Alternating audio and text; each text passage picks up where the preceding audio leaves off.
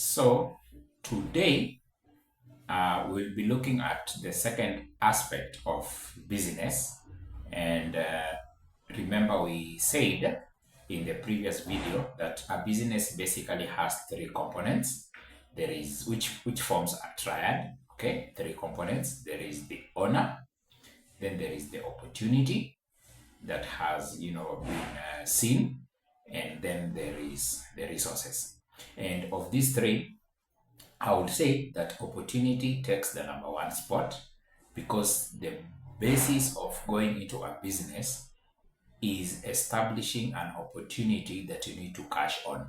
And we said that this opportunity will be brought about by a need that has not been satisfied, and the willingness of the people to pay for the services or for the goods that are being offered. So today, I'll be looking at the resources, and the resources is, by definition, I would say is everything that you need in order to package your goods or your product in a manner that will be palatable or acceptable by the buyer. So it's everything that you need to process or to package or to, go through that whole process whereby a client would walk in, take up a service or take these goods and pay for it, and then you remain with the money. They go with the service or they go with the product, and of that money now you have to make your profit.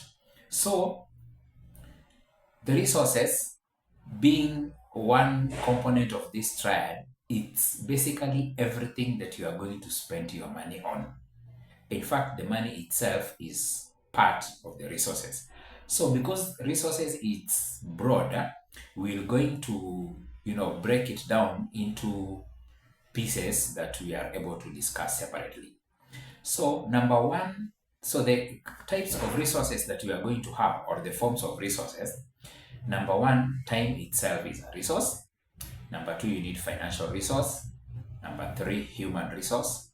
Number four, assets.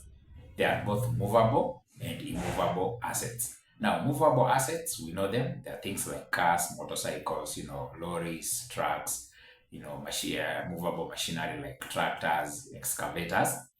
And the immovable assets are things like buildings, land, spaces for rent, spaces for lease. Okay. Then the other resources that we talked about is a human resource, and then there is technology, equipment, and basically everything that you will need. For example, in your office space, concerning technology, things like computers, equipment like printers, and all those things. Then we've also talked, then there is the last one that I also want to categorize it as part of the resources, called links and referrals, which is a very important aspect when you're talking about a business. Links are, the links that you are going to get from either people who are in a similar industry but not doing the same thing, or people who are doing the same thing but lack the resources or lack the capacity, of which you should have identified that as the opportunity for going into business. And referrals are also people that you have worked for, people who have enjoyed your goods or your services, and they have liked them, and they refer people to you in form of a goodwill. So basically, that's what we are talking about. Resources, we've basically broken it down. We will discuss these parts of the resources individually. Some will need mentioning. For example, human resource, it is one key area that we need to mention. Financial resource and time.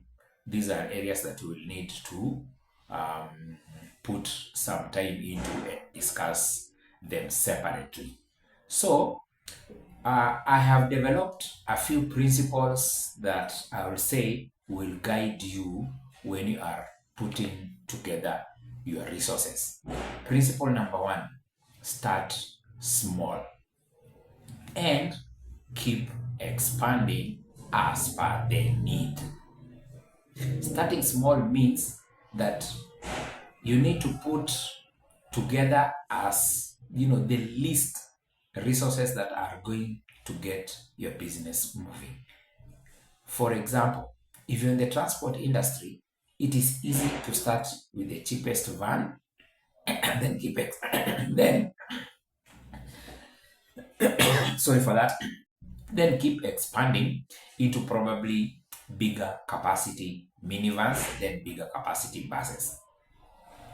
Or, for example, if you're in the transport industry, hauling goods and, carrying stuff around, then you probably need to get the smallest or the cheapest vehicle or mini lorry or a van that will get the job done at the least expense, at the least amount of money. So always start small. And starting small is, if you are doing a business in a premise that is rented, then you just need to look for a premise that is going to house your items comfortably and securely, and spending the least amount of money on rent. So that as the business grows and as you are adding more items into the franchise, then it will then be necessary for you to expand and to take up more space or take up more shops. Principle number 2, keep your recurrent expenses at a minimum. Recurrent expenses are things like wages, salaries, rent, or lease money, things that you are spending on consumables, for example, paper towels, water, electricity, soap, and other sanitary items. So keep these expenses at a minimum. Like we just said in the previous, number 1 principle of starting small, keep your rent at a minimum. Most businesses will close down when the landlord comes for his money and finds that there is nothing and closes down the shop. Most businesses do not make it beyond that point.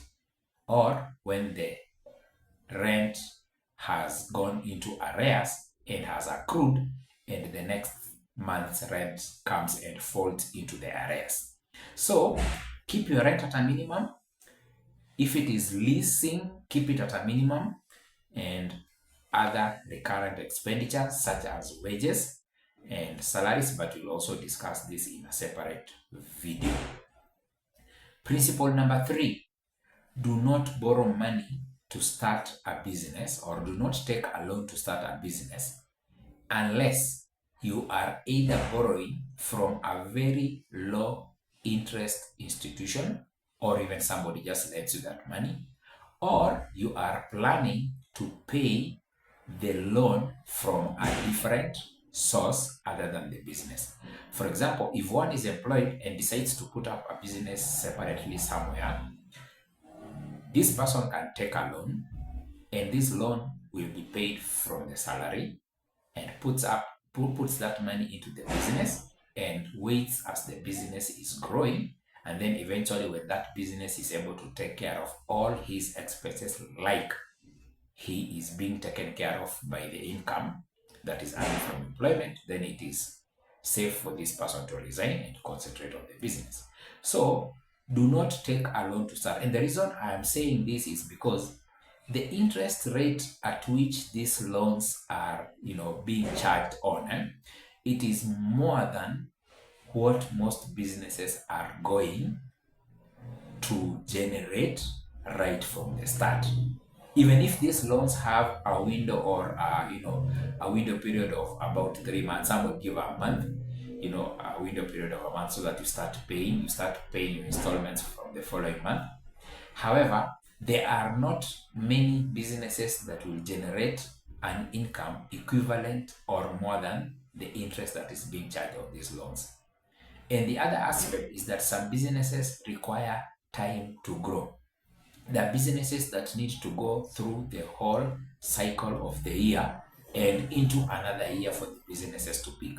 For example, clinics, hospitals, medical centers will probably take a year and a half into 2 years to break even and to start making profit. So if one takes up a loan whose period of repayment is about 1 year or 1.5 years, then it means that it will be almost impossible to repay this loan from the proceeds of the business. So only take a loan when you know that you are going to pay this loan through a separate source other than the business.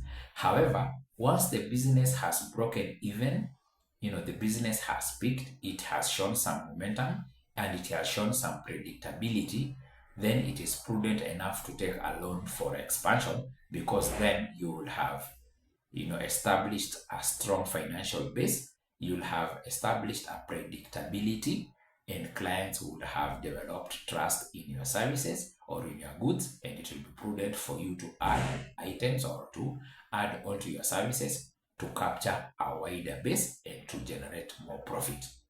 Okay?